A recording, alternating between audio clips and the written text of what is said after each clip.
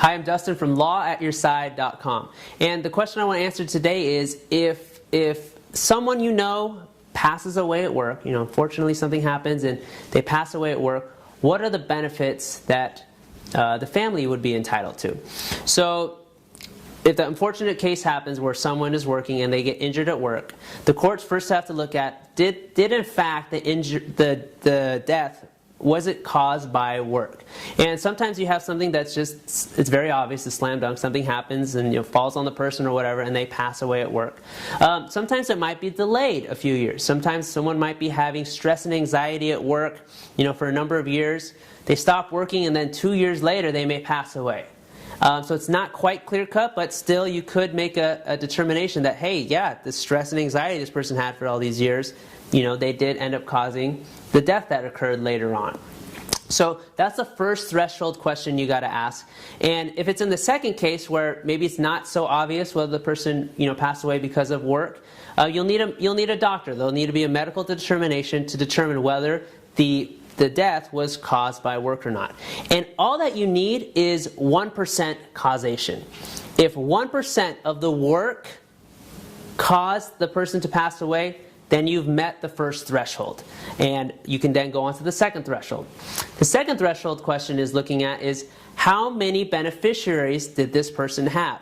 And there's a lot of rules and ways to look at it, but you look at the number of beneficiaries. So did the person have children under the age of 18 that were financially dependent on the person who passed away?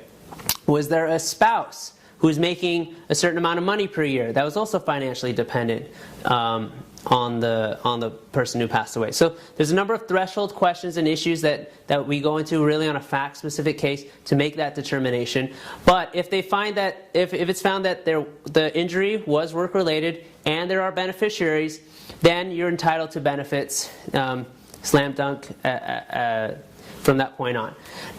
The issue comes is if there are no beneficiaries, but the work was, the death was work-related, then you still may not be entitled to any benefits. But there's ways to navigate that. There's ways to negotiate it. You can still get benefits. But again, the first and most important question is, was the death caused by work or not? And again, typically you need a medical determination to make that decision. So hopefully that answers some of your questions with that. Hopefully, unfortunately, if that unfortunate case has happened to you or your family, I'm really sorry, and we would like to help you out if we can in any way, shape, or form. So thanks for watching, and hope this video helps you. If you want further assistance with your work-related injury, or you want to talk to a lawyer and get your questions answered, or you want us to represent you in your workers' compensation case, please feel free to give us a call at the number below, or click the link below and fill out a submission form. And we will do our best and work our hardest to ensure that we give you all the benefits that you are entitled to under the law, and we help you have a smooth, efficient case that runs through so you can get back to your healthiest that you can be and also receive all the benefits that you're entitled to. Thanks so much.